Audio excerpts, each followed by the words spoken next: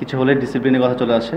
আশেপাশে কিছু লোক হয়তো বা ভালো হতে দিচ্ছে না। ইনিংসটা আসলে আমার জন্য খুব একটা কনফিডেন্স বিল্ড আপ করছে নেক্সট ম্যাচের জন্য। বা টিম জিততে পারে নাই, এটা আসলে লাভ নেই আমার ইনিংসটা। যদি ম্যাচ জিততাম 20 রান করতাম, লাভ ছিল।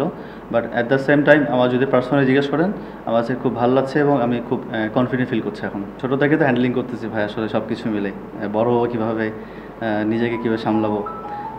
যেটা কোচের সাথে কথা হয়েছে আমার, হয়তো কোচকে আমি বলেছিলাম যেটা আমার ফ্যামিলি ইস্যু ছিল।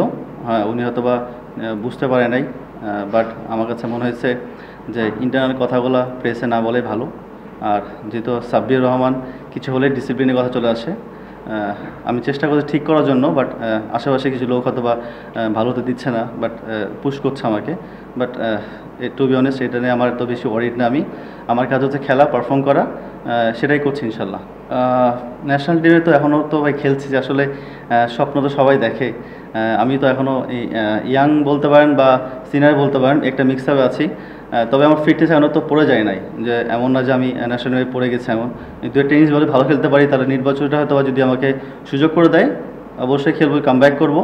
বাট আমাকে আমার প্রসেসটা ঠিক করতে হবে। আমি যেভাবে প্রসেস করি, আমি আমার মতো প্র্যাকটিস করি। মিরপুরে হয়তো বা করা হয় না, হয়তো দেখেন না তাই।